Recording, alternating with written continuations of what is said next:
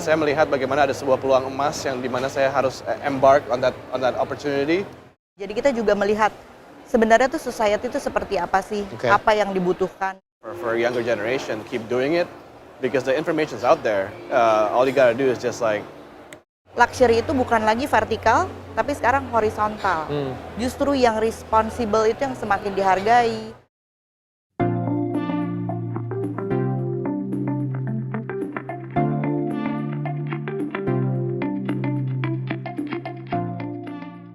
Halo dan selamat datang di podcastnya BMW yang berjudul Driving Life with BMW dengan saya Paul Palele, dan episode kali ini tema kita adalah The New Luxury. Dan sebelum saya memperkenalkan tamu-tamu saya hari ini, saya juga mau ingetin Anda semua yang belum ada kesempatan ke Gias kita merekam podcast ini di pavilionnya BMW dan Mini. Dan Gias tahun ini berjalan dari tanggal 11 sampai ke 21 Agustus. Dan seru sekali, di mana pertama kali di Indonesia kita mengadakan beberapa electromobility vehicles dari BMW dan Mini juga. Dan di sini ada beberapa model display di pavilion yang sebesar 2.100 square meter. Dan khusus di pavilion ini sangat eksklusif karena cocok dengan brand identity-nya BMW dan Mini juga. Dan di pavilion ini kita ada 22 BMW dengan 11 unit yang siap untuk di test drive, termasuk yang terbaru yaitu adalah BMW i4 dan BMW iX juga. Ini juga kebetulan pavilion terbesar antara semua premium brand. Dan untuk Anda ketahui lebih dalam lagi mengenai event ini dan BMW, kalian bisa follow @BMW_Indonesia. Dan juga jangan lupa untuk kunjungi website kita juga www.bmw.co.id. Dan kalau kalian mempost di social media, jangan lupa menggunakan hashtag BMW Indonesia dan hashtag BMW @Gias 2022.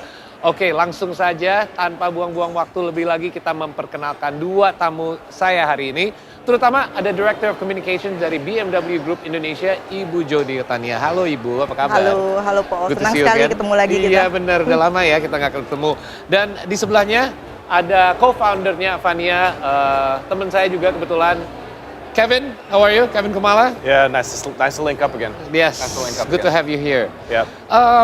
Kebetulan hari ini dan tema besarnya BMW juga di Gias, Ibu, adalah sustainability. Dan cocok kita ada co-foundernya Avani di sini juga. Sebelum kita ngobrol mengenai Avani sebagai perusahaan sustainability dan eco-friendly juga, dari BMW sendiri boleh jelasin sedikit tentang sustainability campaign-nya dari BMW? Ya. Jadi mungkin seperti yang Paul juga sudah lihat tadi di depan, kita ada kendaraan listrik BMW iX dan i4. Jadi memang highlight di Gias, di BMW Group Pavilion ini adalah Joy is Electric. Jadi dan ini untuk pertama kalinya juga BMW dan Mini kita menghadirkan kendaraan listrik terbaru. Jadi memang sustainability itu sudah menjadi inti dari BMW Group sendiri. Jadi kalau kita bicara dari tahun 1970 bahkan, jadi sudah lama sekali memang fokus kita adalah di sustainability itu. Dan kalau kita ngomong mengenai greenest car, jadi memang ambisi kita itu adalah menghadirkan kendaraan paling ramah lingkungan. Dan kita nggak hanya membahas dari penggunaan saja. Jadi bukan hanya kendaraan itu digunakan oleh pengguna, tapi juga pada saat kendaraan itu diproduksi. Jadi bahkan dari mulai desain, kemudian dari mulai proses produksi, bahkan sampai kendaraan itu selesai digunakan oleh pelanggan.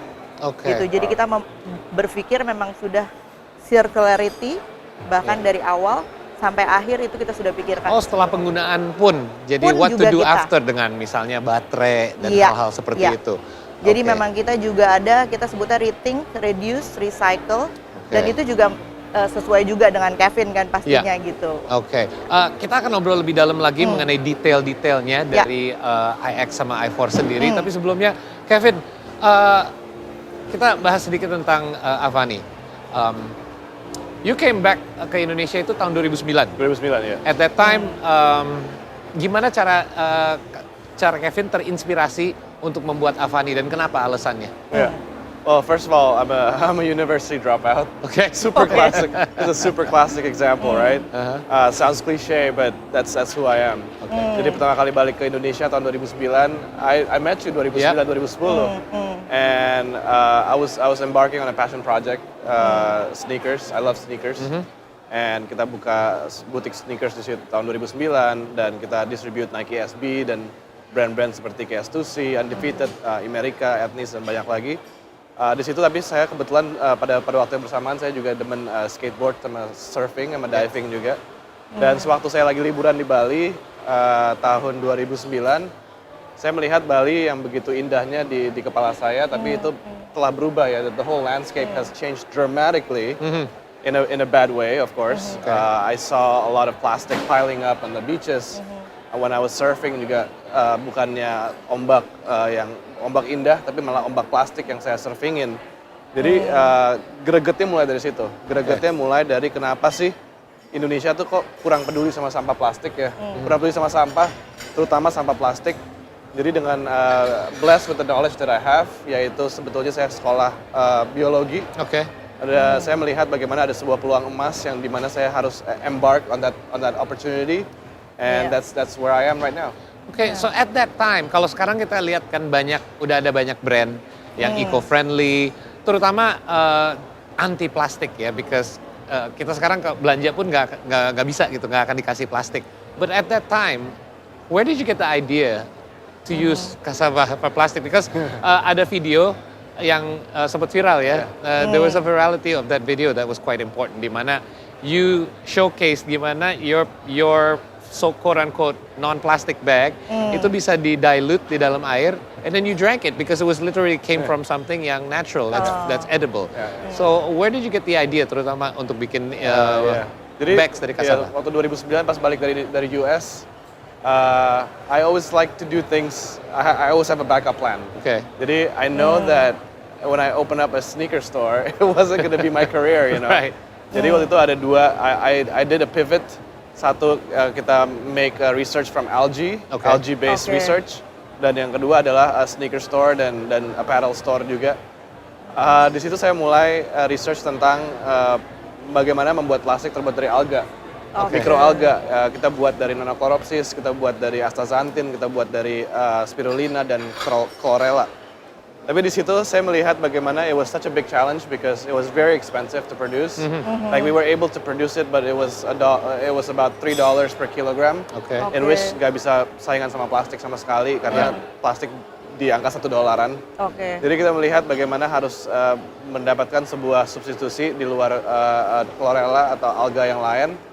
Lalu mendaratlah di singkong. Singkong itu kurang lebih bangsa Indonesia ini menguptake kurang lebih 30 juta ton singkong setiap tahunnya. Sedangkan supply-nya itu 30 jutaan ton. Tapi demand-nya itu hanya 22 juta. Jadi ada excess. There's a huge surplus excess of singkong yang benar-benar bisa dibilang ini sebuah tumbuhan yang sangat cepat berkembang biaknya, dan dari situlah akhirnya Avani memilih singkong. Nah ini menarik sekali ya, Bu, cocok banget sama apa yang saya mau nanya, karena tadi Ibu Jody kan membahas bahwa bahan pun di sustainable electromobility vehicles-nya BMW itu semua udah dipikirkan. Misalnya bahan-bahan sekarang dibuat dari hal-hal yang ramah lingkungan. Itu gimana ceritanya Bu mengenai BMW, risetnya apa yang akan digunakan sebagai material untuk mobil-mobil tersebut?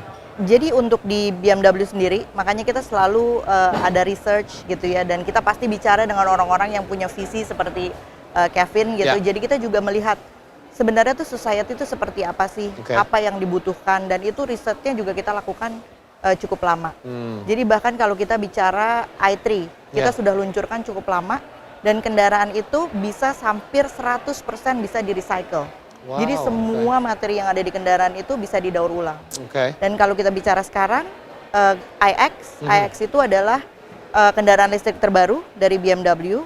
Dan untuk di dalamnya plastik yang digunakan adalah plastik daur ulang. Gitu. Dan kemudian juga kalau kita bicara floor matnya itu dibuat dari jaring ikan. Jadi nylonnya pun juga merupakan hasil dari daur ulang gitu. Dan semua itu dipikirkan dengan secara detail sampai ke pelapis dari upholstery, BMW itu juga menggunakan daun dari olive gitu. Oke. Jadi memang semuanya sudah dipikirkan dari proses desain. Nggak Gitu. sedikit loh bahan yang Banyak sekali. buat membuat mobil gitu. Itu dan Oke. bukan cuma di mobil ya. Kalau Ya. di mobil itu kita bicara fase penggunaan. Yes. Tapi untuk diproduksi BMW iX dan i4 itu menggunakan 100% tenaga yang bisa di renewable energy Oke. gitu. Jadi memang dari fase produksi, penggunaan sampai dengan recycle. Oke. Gitu. Nah ini sebenarnya pertanyaan buat kalian berdua Nah. juga, tapi mungkin dari Kevin duluan. Hmm. Dengan menggunakan bahan yang tidak konvensional ya dulu untuk membuat benda yang kita pakai sehari-hari. How do you not compromise its function? Kayak contohnya, when you do your research, kan pasti dites dulu, dites berkali-kali seru gimana deh. untuk caranya, dan itu sangat challenging pasti. Oh, Can you yeah. tell me a little bit about how you overcame the challenge supaya nggak kompromi? Yeah. So me as the consumer nggak keberatan untuk make the switch dari plastik ke single. Well, Yeah. kalau di kantong belanja sendiri, pertama yang kita cek adalah tensile strength-nya. Oke. Bagaimana Oke. bisa durable dan bagaimana dia bisa tahan ya. Itu nomor satu. Yang kedua adalah quality dari warnanya juga. Oke. Sama Iya, ya. iya. Ternyata udah overlap juga ya. Oke. Kantong sama mobil Banyak. ada overlap ya berarti ya. Oke. Dari warnanya kalau warnanya kita pakai clay base, jadi itu seperti tanah liat. Itu kita harus make sure warnanya itu bisa keluar, jadi jangan terpendam. Oke. Sama juga kayak mobil juga mungkin. Jadi ternyata banyak juga ya. Iya. Dari singkong ke mobil. Loh, kok Exactly. That's why sebenarnya I wanted to ask you both karena Bu Jody, BMW kan identik sama luxury, definitely. Drivability, kayak Yeah. that driving experience yang nggak bisa digantikan. Yeah. So how does BMW melakukan hal ini semua dengan this whole circle Yeah. mindset Yeah. tanpa kompromi luxury? Karena Gitu. kadang-kadang kalau kita mikir recycle, Yeah. reuse kan kita Yeah. nggak mikir ke luxury. Nah itu. Jadi sebenarnya sih untuk BMW sendiri, luxury itu sudah berubah. Oke. Kalau dulu kita Yeah. melihat luxury itu adalah untuk sesuatu yang terbaik di dunia, biasanya luxury. Yes. Tapi sekarang luxury itu justru yang terbaik yang bisa kita berikan untuk Right. dunia justru. Right. Gitu. Jadi sudah terbalik semuanya. Good point. Jadi bahkan luxury itu bukan lagi vertikal, tapi sekarang horizontal. Justru yang responsible itu yang semakin dihargai Yeah. dan memang bahkan dari culture itu juga sudah harus dipikirkan lebih detail lagi gitu. Right. Gitu loh. Oke, let's talk a bit about brand karena kalian berdua mewakili brand yang image-nya sangat kuat. Ya. Dari Avani dimulainya 2009. At that time or right away you started Avani? 2010, jadi 2010. research-nya mulai 2010 ya. Oh, cukup So it's lama been over 10 years now, over a Iya. decade. Tahuan umur ya. Saingan juga udah banyak. How do you maintain your brand image as a company that is not only looking for profit but also looking to make the world a better place? Yeah. First of all, I was never for profit. For Okay. me, profit is always secondary. Okay. Saya percaya bahwa profit itu selalu menyusul dengan purpose. Ya. Okay. Purpose nomor satu. Is that the key for your success? Karena a lot of people say, and I believe this, bahwa if you follow your passion, the profit will come later. Yeah, yeah. That will happen automatically. Do you For believe me, that? it's faith. Yeah, faith is number one. To be honest with you, when it comes to Avani, saya meninggalkan pekerjaan saya yang cukup comfortable, usaha family. Okay. Ada 2.000 karyawan, Wow. terus tapi dipanggil untuk menjalankan Avani, kita mulai dari 1 karyawan. Jadi 2.000 karyawan saya tinggalin langsung, saya pindah ke Bali tahun 2013 akhirnya. Saya decide, okay, let's start from a garage. Jadi kita mulai dari garasi, ada 3 orang, kita mulai dari 3 orang, terus dari situ ya sekarang puji Tuhan berkembang terus, dan nomor 1 sih pasti iman ya. Yeah. Melangkah dengan Yeah. iman, you put everything that you got on the table, sweat, blood, tears. For Avani, literally, I have blood. Karena pas potong-potong kasavanya, motong jadi kayak berdarah-darah. Literally, ya. Kalau ngelap muka kadang-kadang suka ada darah nempel. Jadi sweat, blood, and tears, and keep having that faith, keep having that vision, and pray, man. Yeah. Pray your freaking arse off. Yeah. You know, like Yeah. there's no other recipe. Doa itu nomor 1, apalagi doa ibu. So Yeah. I think that's it. How has your growth progressed? Especially kayak awal-awalnya. Iya dari awalnya kita mulai dari Bali dulu, Okay. very conventional. Kita mulai, I was literally selling from a hotel to hotel Okay. to warung Door to to warung, door ya? door to door. Oke. naik motor juga kayak masih belum bisa naik motor. Tapi hajar terus. Jalanan di Bali juga very rocky. So like kadang-kadang pinggang suka sakit banget, keringetan, udah bau banget. Tapi tempur terus sampai sekarang akhirnya kita puji Tuhan kita ada di 53 negara. Wow. Kita ada di 53 negara tapi it's still growing. Yeah. We want to be in Mars. I'm just kidding. I want to be in Mars. Tapi kita selalu growing setiap hari dan selalu doa terus sih. Oke, dan balik ke Ibu Jody juga. BMW juga nggak dikit saingannya gitu. Tapi it just seems to be time and time again when we think of premium brand and now sustainability, BMW is still at the top of the game gitu. Itu gimana sih strateginya Bu untuk bisa maintain hal-hal seperti itu? Ya. Jadi untuk BMW kita fokus untuk sustainability itu sudah lama sekali. Bahkan mungkin di saat sustainability itu belum menjadi topik yang dibicarakan. Right. Jadi mulai dari 1970 kita sudah ada, bahkan BMW itu adalah perusahaan otomotif pertama yang punya environmental manager. Jadi saat itu pun kita environmental manager memang departemen yang fokus untuk mengembangkan segala hal yang berkaitan dengan sustainability. Gitu. Jadi memang sustainability untuk BMW bukan hanya sebuah wacana. Jadi memang sudah dari orang nomor 1 Oliver Zipse dari BMW, dia juga sudah memberikan target yang jelas. Jadi semua departemen yang ada, bahkan termasuk semua stakeholder, termasuk dealer kita. Jadi mereka juga harus menggunakan renewable energy, kemudian juga sudah tidak menggunakan paper lagi, less plastik, itu semua sudah dilakukan gitu. Jadi memang kuncinya mungkin mirip ya sama Kevin, tapi lebih ke arah fokus dan memang sudah ada target yang jelas. Bahkan untuk BMW kita berani menentukan persen. Seperti misalkan sampai 2030, kita itu dalam fase produksi, itu kita harus mengurangi 40% emisi. Kemudian di fase supply chain, 20% pengurangan emisi. Dan untuk di fase penggunaan tadi, itu kurang 50% emisi. Gitu. Jadi memang targetnya jelas. Bahkan untuk laporan keuangan, BMW, kami adalah yang menggabungkan antara laporan keuangan dengan laporan sustainability, gitu. Jadi memang bukan lagi wacana, bukan lagi hanya kita bicara sustainability gitu, tapi memang benar-benar targetnya jelas. Kita mau kemana? Walk the talk ya, karena kita sering banget ngedengar everybody wants to talk about climate change, but how many people are actually doing something? Nah kalau dari contohnya Kevin sih, kita bisa lihat ya dampaknya climate change. Kita bisa lihat waste disposal, improper waste management, di mana dia berenang, dia surfing, dia melihat plastik melewat. Apa dampaknya Bu kalau otomotif industri tidak mencontohkan BMW dan doing something about this? Kalau untuk BMW sendiri kita sih sadar gitu. Dengan kita melakukan ini kita juga pasti memberikan inspirasi untuk orang lain untuk melakukan hal yang sama. Dan sekarang pun sudah banyak sekali orang-orang di industri otomotif yang juga melakukan hal yang sama gitu. Dan mungkin kalau yang bisa kita lakukan sekarang adalah kita juga memberikan edukasi untuk generasi muda. Karena untuk sekarang generasi muda itu juga sudah melihat ke arah sana, ke arah ramah lingkungan, eco-friendly gitu. I want to talk about that. Good point, Bu Jody. The younger generation. Younger generation ini bisa dibilang mungkin belum terlalu lama ya. It's only, I would say, 1 dekade terakhir mungkin di mana the youngest generation would be Gen Z, correct? Right? And including millennials juga yang lebih doing something about it gitu, kayak changing their lives, making little changes untuk bisa lifestyle changes ataupun big changes untuk bisa membantu biar hidupan kita lebih ramah lingkungan. Where and why do you see this kind of quote unquote? I don't like using the word woke, but where and why do you think this trend is happening more lately? First of all, I'm not woke. Nah, no, that's why I don't like using that word. So udah minum kopi sih, jadi awaken.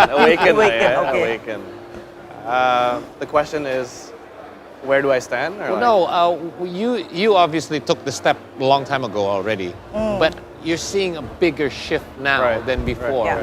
Why is this happening? I think Mother Earth is in crisis, man. Like we can see from like social media, we see all these things happening on TV. Kayak udah gila, kita sekarang bisa dibilang kayak even like Jakarta sendiri udah mau kelelep gitu kan. kayak we see all these sea levels like really in dire critical condition. Jadi buat gue sih ya, see the thing is like I was educated with the business background juga. I took my S2 di BINUS, shout out to BINUS. Jadi gue melihat kayak there's an opportunity, it's like mixing both worlds ya, which is like something that I'm familiar with, which is biological sciences. And at the same time juga I'm utilizing my skills and knowledge that I obtained from business side. So I just ran with it, man. I just ran with it. And buat sekarang anak muda sekarang mungkin lebih gampang kali ya. Buat gue zaman dulu gue harus ngulik bro. Gue harus ngulik di komputer kayak info-infonya belum ada TikTok, belum Instagram, belum meledak, Facebook baru masih mau mulai. Bener. Jadi gue melihatnya kayak, man ini dulu buat zaman dulu, buat zaman kita gitu ya kayak susah banget untuk obtain information. Untuk sekarang jauh lebih gampang. Bener. You guys can copy Avani, like it's always open, you know. You guys can come and like follow my Instagram. Jadi shout out nih. You know, like we're always open, we're very transparent. We publish like BMW. We publish our impacts juga every year. Berapa ton yang kita udah replace dan lain-lain. So I think for younger generation, keep doing it because the information's out there. All you gotta do is just like get your ass working. Accessibility ya, kayaknya sekarang nowadays due to accessibility mungkin orang merasa lebih gampang untuk bisa mendapatkan info, bisa lebih spread information yang benar juga.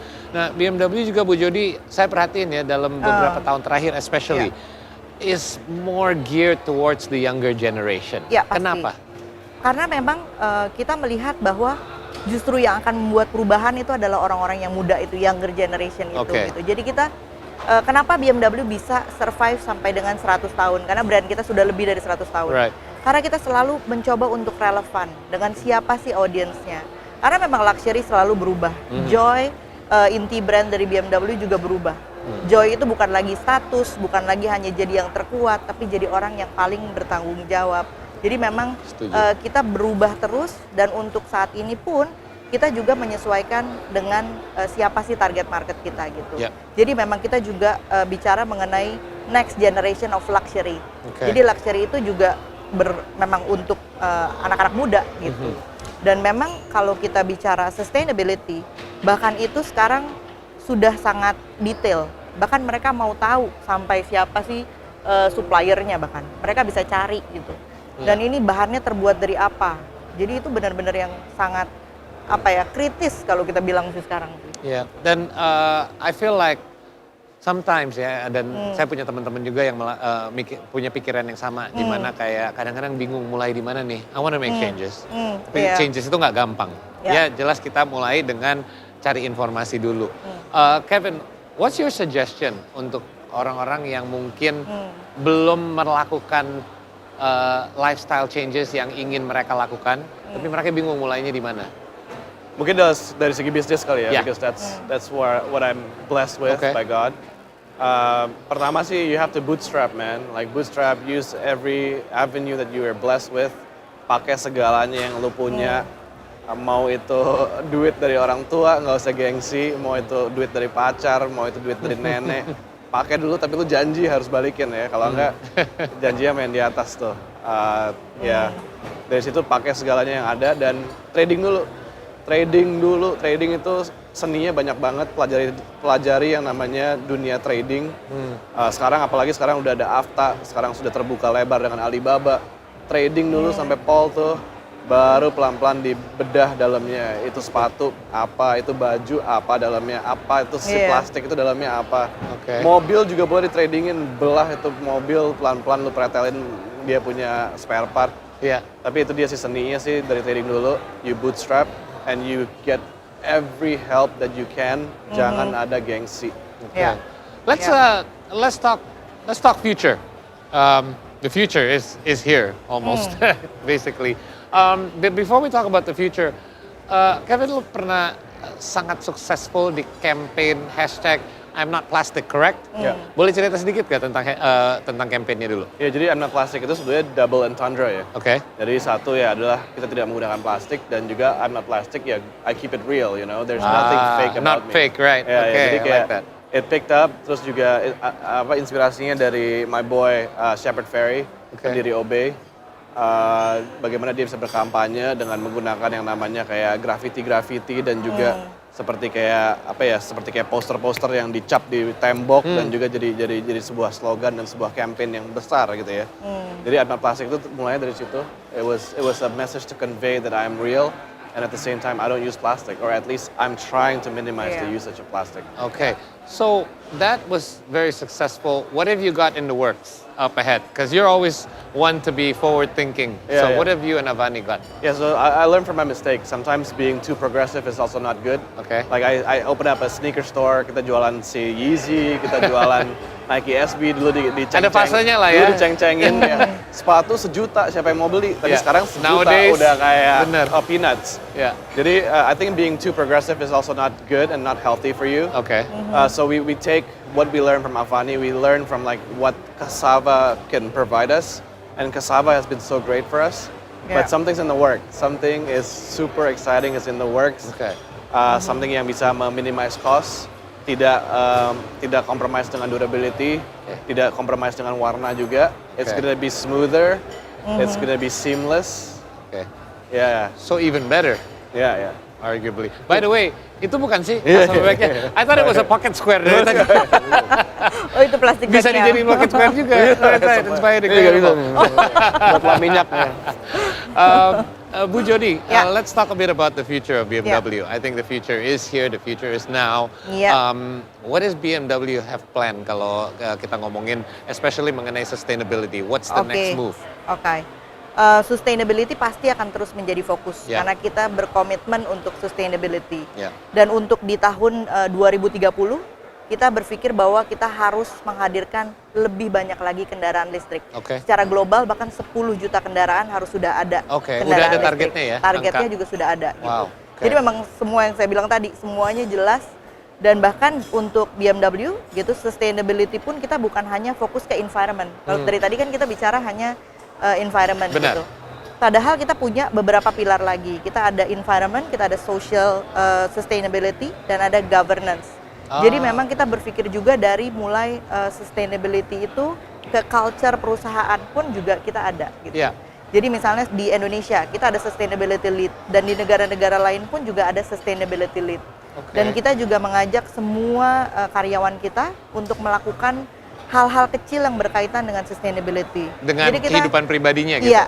Okay. Jadi memang kita mau create dulu passionnya gitu. Karena sebenarnya sustainability itu nggak harus sesuatu yang besar gitu. Maksudnya kalau kita mau bicara yang sangat luar biasa gitu, nggak banyak orang yang bisa melakukan. Tapi kalau kita lakukan dari hal-hal kecil dulu gitu, dari mulai memilah-milah sampah misalnya, atau jangan lagi pakai plastik paper bag, bisa pakai plastik yang ramah lingkungan. Jadi memang hal-hal kecil itu penting gitu. I think so, and I think itu mindset yang harus diterapkan terutama ya, kayak misalnya yang tadi saya tanya, kalau bingung, ya udah start anywhere. Yes. Don't think about kayak nggak terlalu penting lagi sebenarnya mau start, just every little bit counts. Dan ada juga sering kalau saya wawancarai atau ngobrol sama seseorang mengenai sustainability or sustainable lifestyle, banyak yang bilang kita walaupun melangkah 2 ke depan, kita kadang-kadang harus 1 langkah ke belakang dulu karena like you said, too progressive, you might leave everyone behind. So thank you both for your time.